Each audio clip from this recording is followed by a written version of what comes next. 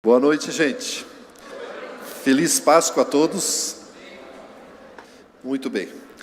Na verdade, hoje nós queremos conversar sobre a Páscoa e o significado dela. Nós estamos muito felizes por celebrarmos a ressurreição de Jesus Cristo.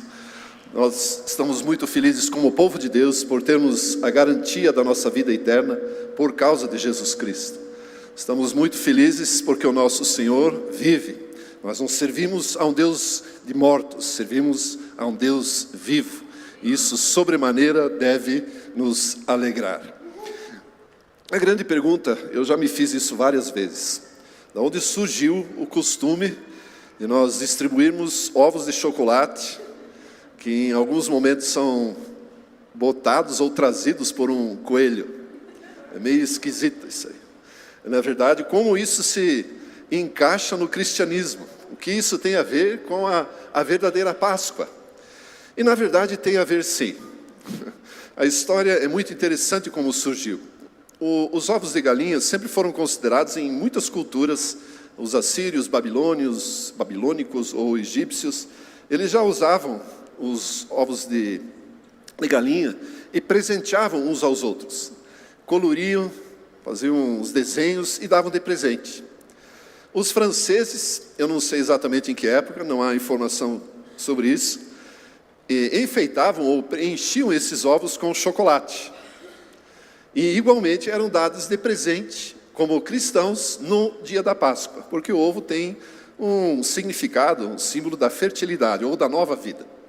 Então o cristianismo adotou esse costume a partir do momento que começaram a celebrar a ressurreição de Jesus Cristo. Então se trocavam presentes, ovos enfeitados. Eu lembro que na minha época se esvaziava lá o ovo e colocava ou revestia com papel crepom e colocava docinho dentro e dava de presente para o outro, né? E os pais então escondiam esses ovos para que as crianças achassem. Isso é um costume muito antigo.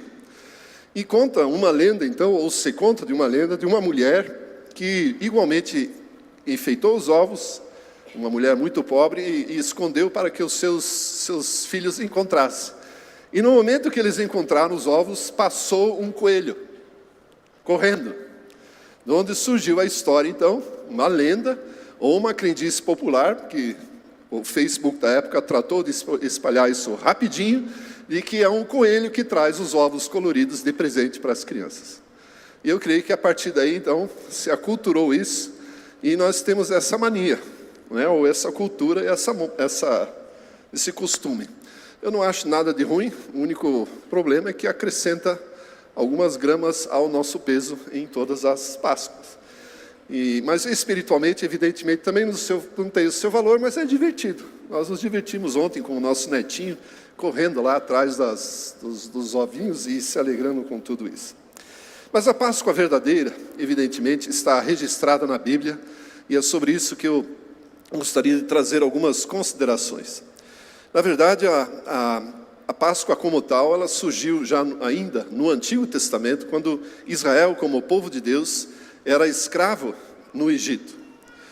E toda a história da libertação é fantástica, extraordinária, e no dia derradeiro, no dia chamado vamos chamar dia de Deus, que se chama a libertação do povo Deus do Egito, Deus estabeleceu a Páscoa, a cerimônia da Páscoa, que deveria ser celebrada como um memorial de libertação todos os anos. E para a primeira Páscoa, então, foram dadas descrições ou orientações muito detalhadas de como deveria ser. Cada família deveria separar um cordeiro de 1 ano, perfeito, que deveria então ser preparado ou separado no 10º dia do primeiro mês do calendário judaico, e seria servido então no 14º dia. Juntamente com isso, junto com aquela cerimônia ou aquele jantar, seria servido ou deveria haver ervas amargas para lembrar da amargura da prisão, da escravidão, e também o pão sem fermento. Era uma descrição daquilo que Deus queria que fosse celebrado naquele dia. Cada família deveria ter o seu próprio cordeiro e ele deveria ser consumido totalmente. No momento em que ele fosse morto, o sangue deveria ser posto numa bacia e o sangue pintado sobre os umbrais da porta. O anjo destruidor, então, passou aquela noite no Egito e matou todos os primogênitos de todas as casas que não tinham o sangue do cordeiro pintado na sua porta. Isso passou a ser um memorial. Eu fico imaginando o terror que invadiu aquela cidade, ou as cidades do Egito, naqueles dias, porque em cada casa certamente havia algum morto, o primogênito, ou em cada casa tem um primogênito e alguém sempre morreu, com exceção do povo de Deus. E o princípio é muito interessante. Deus desejou e descreveu que o cordeiro deveria ser totalmente consumido, e toda a família deveria estar dentro da casa, protegido pelo sangue do cordeiro. Paulo usa essa expressão para nos dizer, mais tarde na carta aos Colossenses, que Cristo em vós é a esperança da glória. Ou seja, a família estava totalmente no cordeiro, e o cordeiro, que deveria ser consumido totalmente, estava igualmente, totalmente dentro de cada um. Portanto, Jesus Cristo deve habitar totalmente em nós, e nós devemos habitar totalmente em Cristo. É um princípio, um desejo que Deus expressou já naqueles dias. Correram seus anos, 15 séculos depois, aportamos o Novo Testamento, e a Páscoa ainda é celebrada com rituais ou com costumes um pouco diferentes. Não se tornou mais uma festa exclusiva de famílias, mas sim uma grande romaria para a cidade de Jerusalém.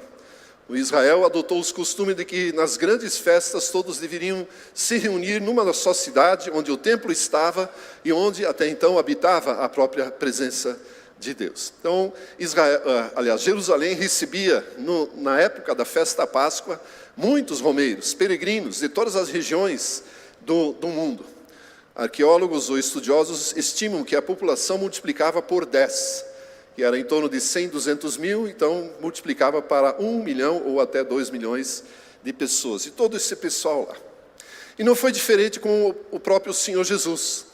Ele quis celebrar a Páscoa com os seus discípulos. Jesus sabia que aquela seria a última, os discípulos não. Eu gostaria de ler um texto, aliás, nós vamos ler vários textos a partir do Evangelho de Lucas, que eu gostaria de tomar como base para a nossa história da Páscoa bíblica, e trazer algumas informações e algumas reflexões para nós. E primeiramente, Lucas capítulo 22, versículo 14, 22, 14. Eu vou ler na revista atualizada, você pode acompanhar na versão que está no telão. Diz o seguinte: chegada a hora, pôs-se Jesus à mesa, e com ele os apóstolos. E disse-lhes: tenho desejado ansiosamente comer convosco essa Páscoa, antes do meu sofrimento. Pois vos digo que nunca mais a comerei até que ela se cumpra no reino de Deus. Até aqui, por enquanto. O ritual da Páscoa, por isso eu coloquei esses cálices aqui. O ritual da Páscoa, ele tinha, não se sabe exatamente, 4 ou 5 cálices. O primeiro era tomado já na abertura da festa. E o cálice, evidentemente, não era desse tamanho, era aqueles grandes, que eram repartidos ou compartilhados por todos. Então, todos bebiam daquele cálice. Então, a cerimônia, a festa da Páscoa, o jantar da Páscoa, como esse, que fora preparado pelos discípulos do Senhor Jesus, especificamente Pedro e João. Eles estão numa casa que fora designada pelo próprio Senhor Jesus para isso. E eles estão lá, então, se reuniram. Jesus, evidentemente, seguindo todos os ritos, pegou o primeiro cálice, distribuiu a todos, ok? Começamos a festa. Algumas orações eram, então, recitadas. Nós não temos informações bíblicas a respeito disso, mas é o que a cultura nos ensina. E passou, então, todo o ritual. O segundo cálice, ele tinha um significado muito especial, porque representava a bênção de Deus sobre o seu povo. E juntamente com o segundo cálice, um pão era igualmente repartido entre todos os que estavam ali. Muito provavelmente foi neste momento que alguém perguntou, ou que Jesus disse: um de vós me trairá. E todos eles se entreolharam, o que é terrível, porque isso demonstra que todos eles que estavam, todos os discípulos, seriam potenciais traidores.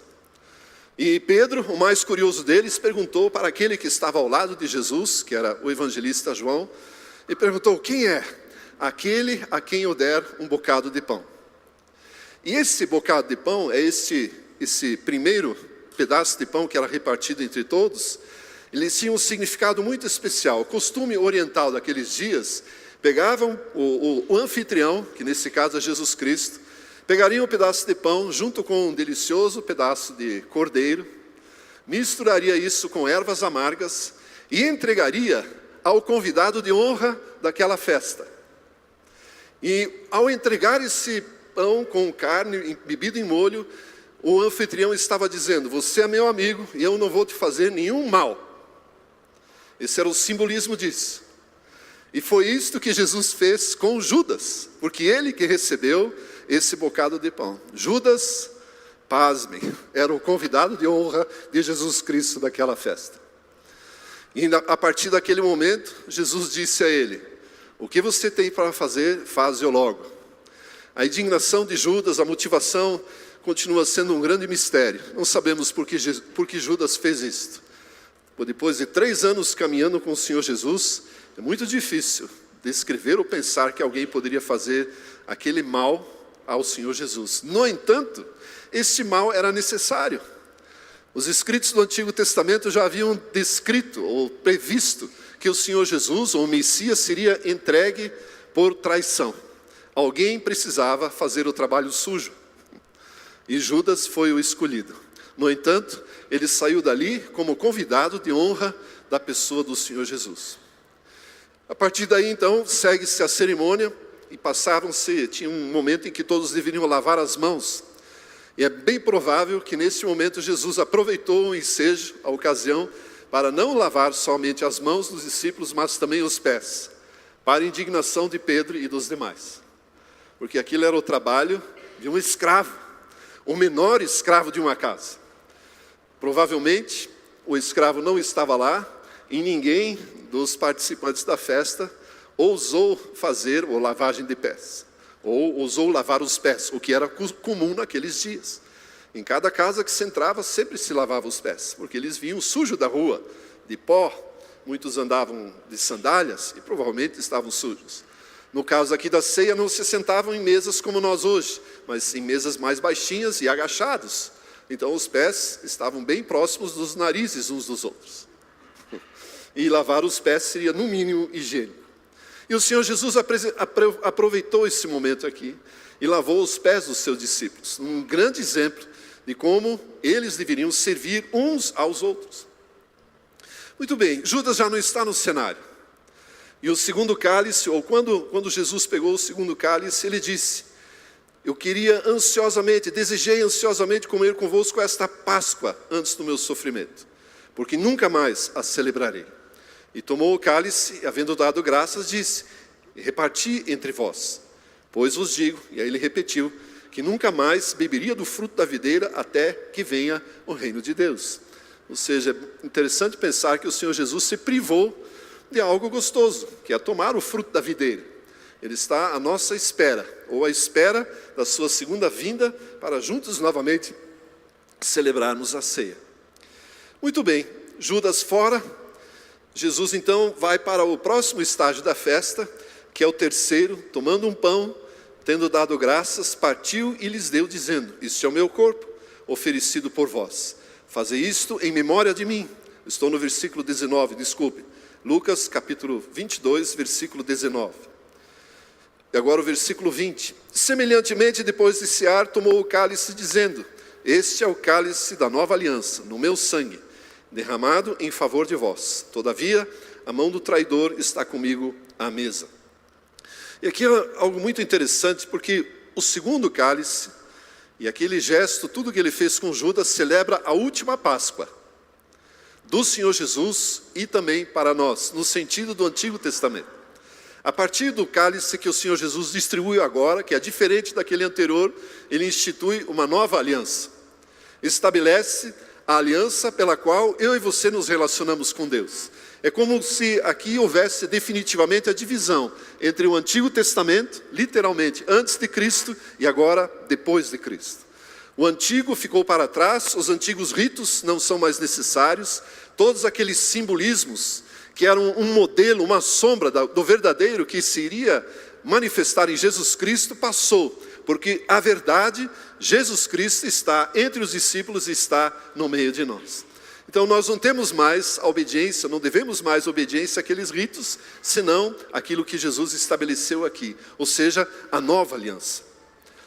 Fico pensando e imaginando a cara dos discípulos, porque eles eram judeus, e eles gostavam, evidentemente, como todos, de seguir todos os ritos judaicos. E agora tudo isto simplesmente seria passado, ou seja, não seria mais necessário. Uma nova aliança estava sendo estabelecida, prometida pelos profetas do Antigo Testamento, que declaravam e que liberavam perdão simplesmente por crer numa verdade que Deus iria se manifestar. Ou seja, não havia mais necessidade de nenhum sacrifício, não havia mais necessidade de obediência a nenhum ritual para obter o favor de Deus. A graça estava refletida na nova aliança. O favor imerecido estava profetizado no Antigo Testamento e se concretizou e se realizou nesta ceia, neste jantar, com a pessoa do Senhor Jesus Cristo, representado num cálice. Este é o meu corpo com o pão. Este é o cálice da nova aliança. Nele está definitivamente o perdão. E aí segue toda a história. Não sabemos exatamente quando os outros cálices eram servidos. Parece que assim que depois desses ritos o cordeiro era consumido, e assim vai. Não, são detalhes que nos fogem inclusive de relatos históricos. E a história do Senhor Jesus segue para talvez o momento mais terrível da sua vida sobre a terra, que é quando ele vai ao Getsêmani ou ao Monte das Oliveiras. Acompanhe comigo, 22, 39 de Lucas. Lucas 22, 39.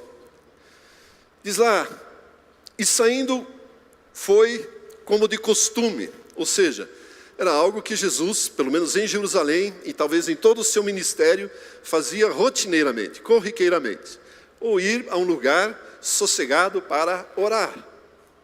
Foi para o Monte das Oliveiras e os discípulos o acompanhavam. Chegando ao lugar escolhido, Jesus lhes disse: orai para que não entreis em tentação. Ele por sua vez se afastou, cerca de um tiro de pedra, e de joelhos orava, dizendo: Pai, se queres, passa de mim este cálice.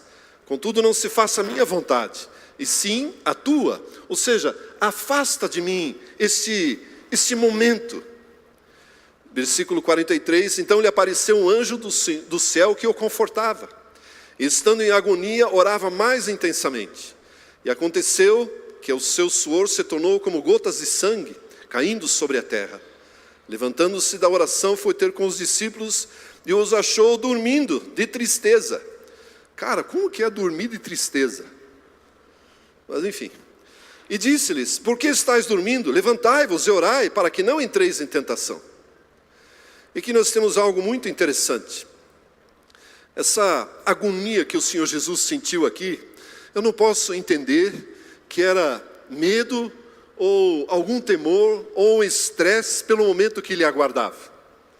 Na verdade, desde antes da fundação do mundo, o que para nós é incompreensível, nossa limitada mente para compreender esse mistério, o Senhor já sabia, Jesus já sabia, que em algum momento a sua morte teria de acontecer. Portanto, quando Jesus veio sobre a terra, passou a entender todos os princípios que Deus havia estabelecido para os homens, ele sabia, em algum momento, ele iria morrer. No Evangelho de Marcos, se você tiver curiosidade, você vai perceber, aliás, muitas dessas curiosidades nós vamos detalhar um pouquinho mais nesse curso que começa agora, quarta-feira. Pronto, falei.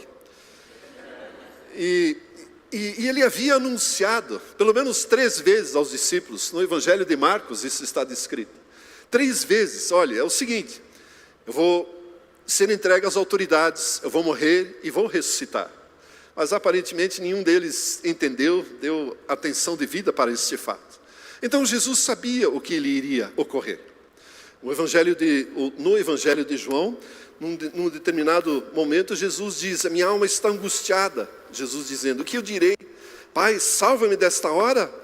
Mas precisamente com esse propósito vim para esta hora. Então, por que Jesus passou por esse intenso estresse, a ponto de lhe cair em gotas de sangue? Clinicamente, isso é possível. O estresse precisa ser muito grande, a angústia muito grande mesmo, para isso acontecer, mas é possível.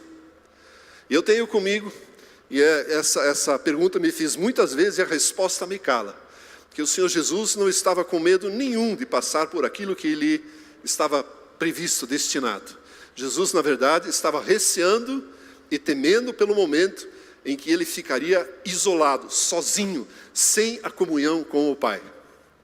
Nas 3 horas de trevas que se seguiram, como nós já vamos ver, os pecados e tudo foi colocado sobre o Senhor Jesus. E Deus, o Pai, precisou se afastar do Filho. Nós talvez não tenhamos a noção do que é essa comunhão tão íntima, tão próxima que o Senhor Jesus tinha com o seu Pai. Afinal, eles viviam a eternidade juntos e já estavam afastados de algum tempo, fisicamente já há algum tempo, mas sempre orando, conversando. E de repente Jesus diz: será que não tem jeito? Será que não tem jeito de eu me livrar deste cálice, deste sofrimento, de ficar afastado? Jesus sabia que não. Era uma pergunta retórica.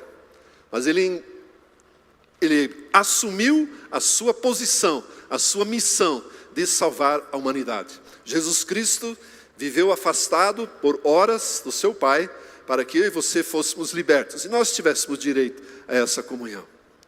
Então esse momento aqui foi tenebroso. Na verdade, aqui começa definitivamente a paixão de Cristo, o sofrimento de Cristo.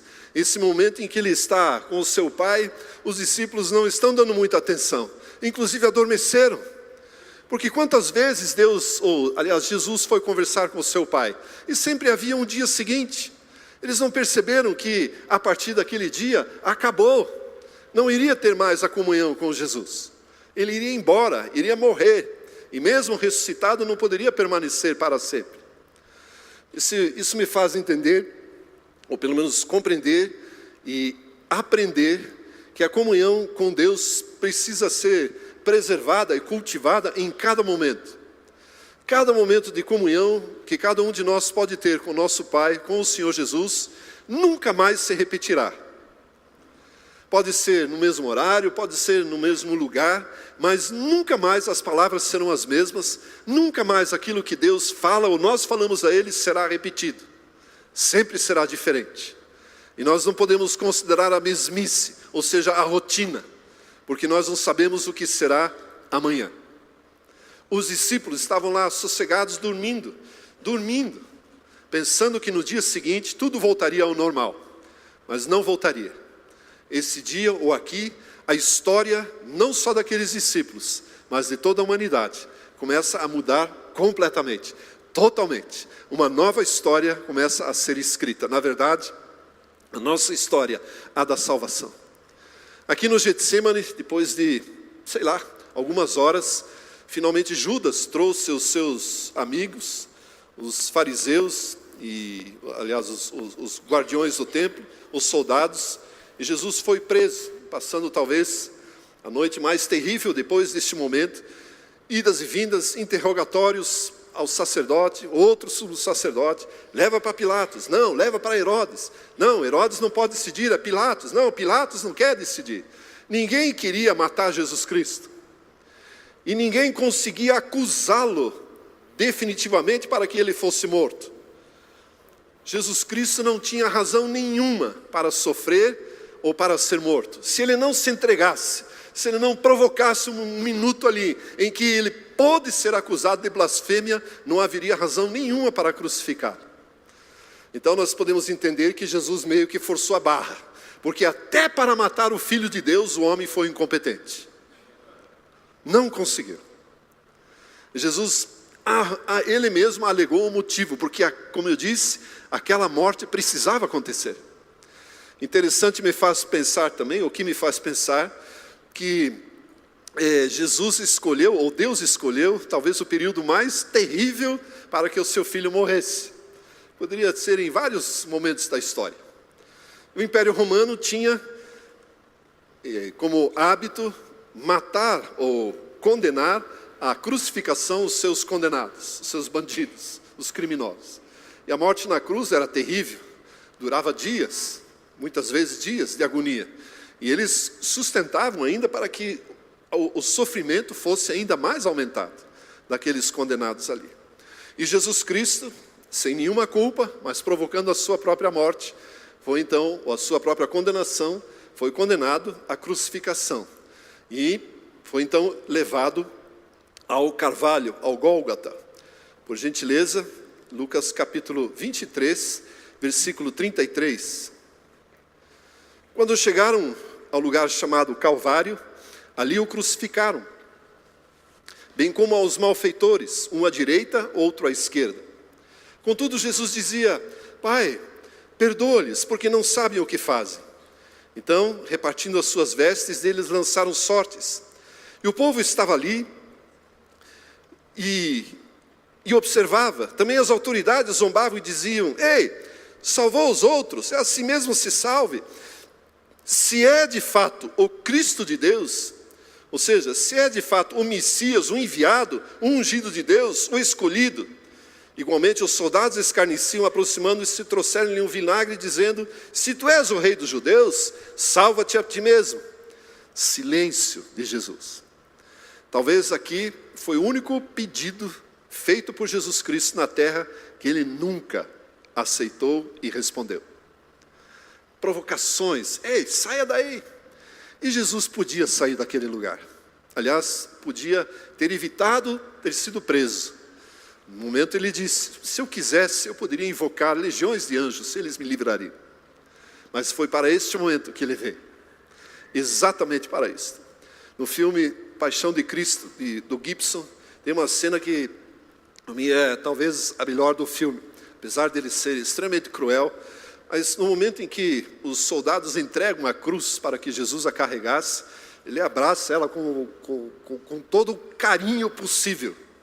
Como se dissesse: agora chegou a hora, essa aqui é minha, ninguém vai tirar de mim. Esse era o momento que Jesus estava esperando. O momento em que ele poderia entregar-se livremente, tomar sobre si pecados, dores, enfermidades, todos os males da humanidade e libertar todos num só ato, num só gesto. Igualmente os soldados escarneciam: se tu és o rei dos judeus, salva-te a ti mesmo. Também sobre ele estava esta epígrafe, em letras gregas, romanas e hebraicas, para que ninguém tivesse dúvida: este é o rei dos judeus.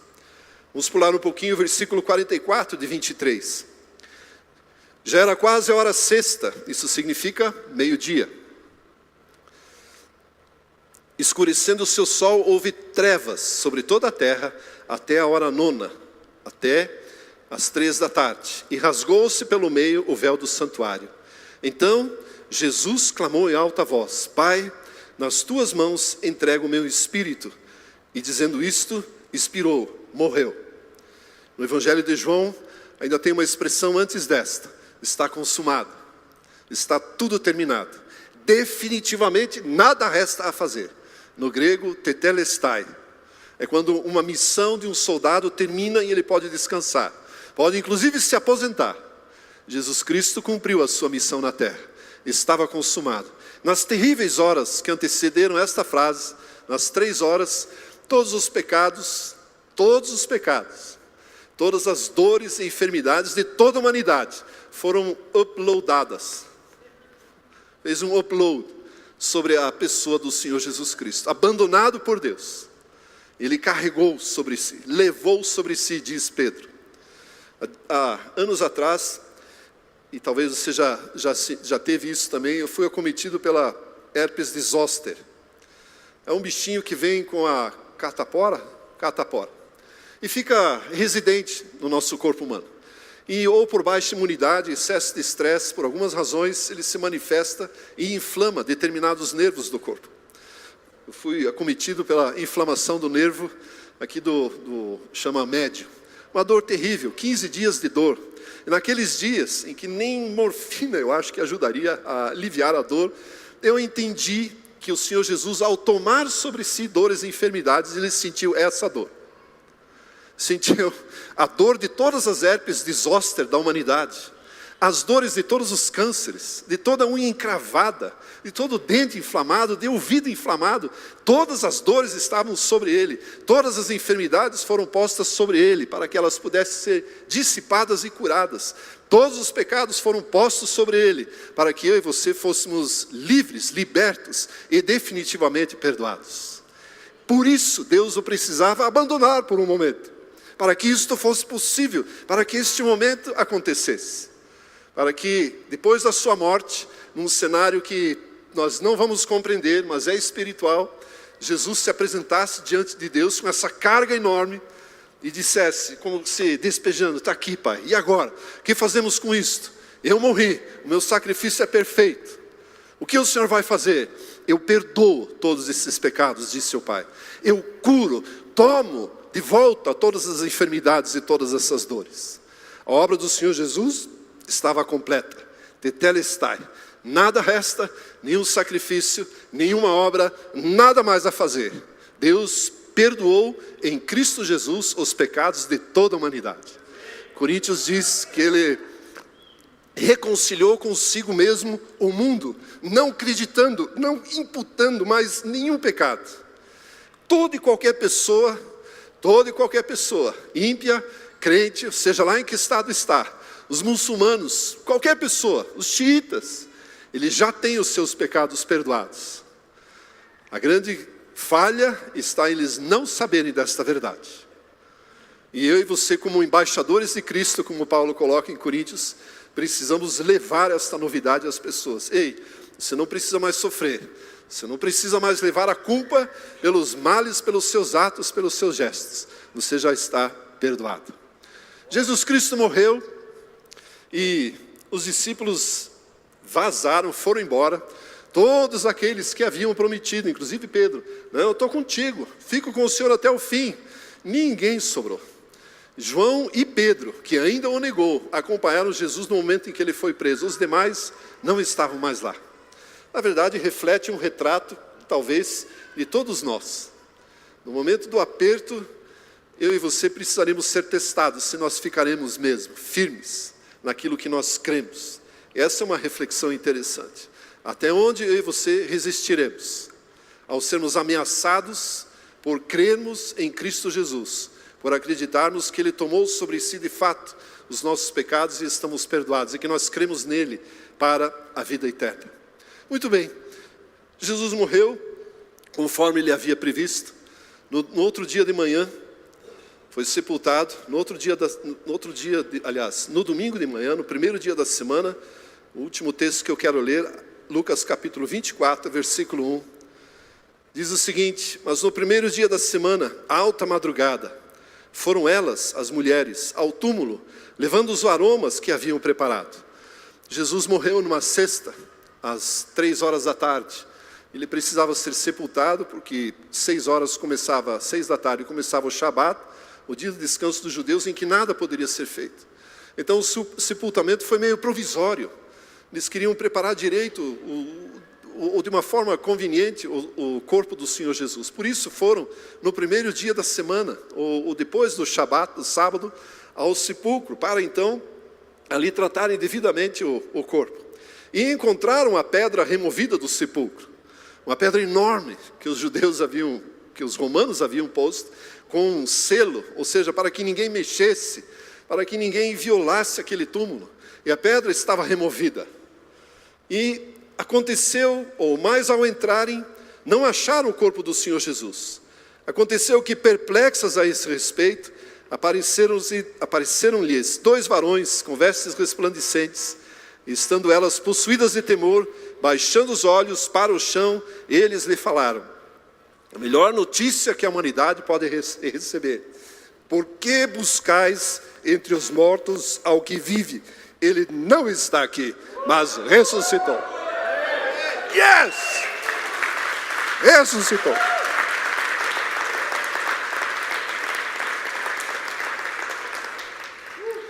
Não tem mais jeito. A morte fora vencida.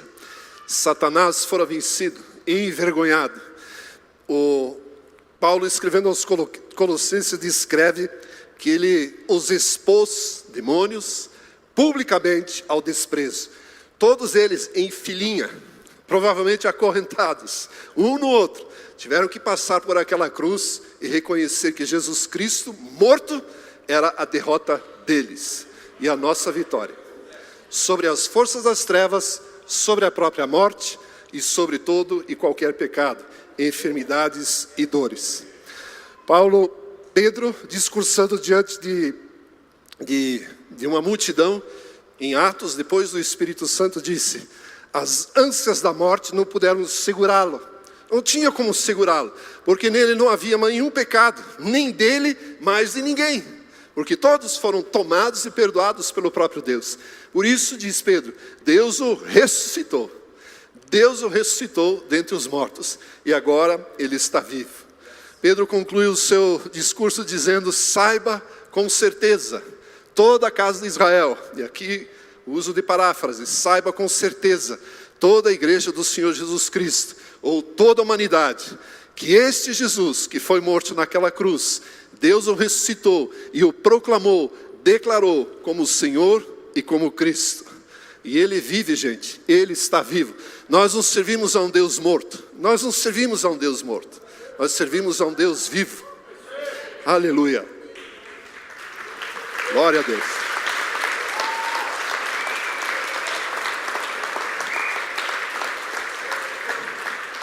Para terminar, uma história que para mim foi marcante.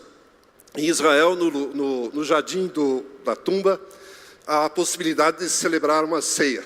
Essa música que nós cantamos aqui, Porque Ele Vive, nós ouvimos pelo menos em 3, 4 idiomas diferentes, em grupos diferentes. E de repente veio uma senhora gritando a plenos pulmões: Ele está vivo! Ele está vivo! E claro que Ele está vivo, e glória a Deus por isso. Ninguém... Naquele grupo todos sabiam disso.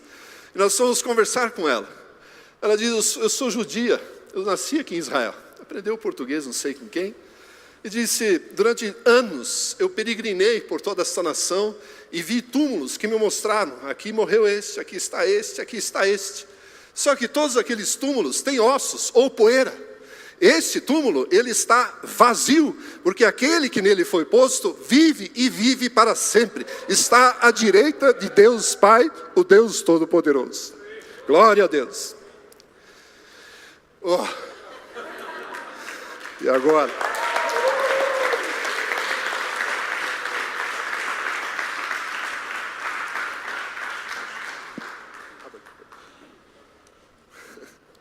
Irresistível essa história. Irresistível. Eu acabei. Nós queremos celebrar a ceia. Nós queremos celebrar este momento que o Senhor Jesus teve com os seus discípulos e instituiu a nova aliança, pela qual eu e você podemos viver eternamente. A vida eterna para nós está disponível. Jesus sofreu miseravelmente, desgraçadamente como um homem, para que eu e você não precisássemos mais pagar nenhum preço, e para que eu e você tivéssemos aquilo que Ele tem, ou seja, a eternidade, acesso à vida eterna com Deus. Feche os seus olhos um minutinho, antes de nós celebrarmos a ceia, eu gostaria de fazer, na verdade, um convite. Se você não pertence a Deus ainda, se você não se sente ainda filho de Deus, ou seja, se você ainda nunca reconheceu verdadeiramente a obra de Jesus Cristo pela sua vida, se você ainda sente alguma culpa por alguns atos, algumas coisas que você fez ou faz, e você deseja experimentar uma libertação total, absoluta, e ter à sua disposição a vida eterna, que está disponível em Jesus Cristo. Se você deseja entregar hoje a sua vida a Jesus Cristo, eu gostaria que você manifestasse isso, levantando uma das suas mãos. Todos estão de olhos fechados, e você está bem à vontade. Só levante e abaixe rapidamente a sua mão, para que eu possa ver. Existe em nós, no meio ali, glória a Deus, eu já vi. Existe mais alguém que deseja hoje entregar a sua vida ao Senhor Jesus Cristo? Não se acanhe, não se envergonhe. Usufrua desta vida extraordinária que Jesus quer te dar. Existe mais alguém? Se não, eu gostaria de convidar a todos a ficarem em pé. Eu quero fazer uma oração. para que todos nós ajudemos essa pessoa que decidiu entregar a sua vida ao Senhor Jesus Cristo. Depois de mim, por favor, repita a frase dizendo assim: Deus, eu reconheço que eu sou pecador. Eu reconheço que Jesus Cristo é o teu Filho, que veio à terra, que morreu e ressuscitou para me salvar, me perdoar e me ceder a vida eterna. Pai, eu te agradeço, porque o meu nome, a partir de hoje, está escrito no livro da vida. E eu tenho direito à eternidade, a passar todos os dias da minha existência juntamente contigo. Em nome de Jesus.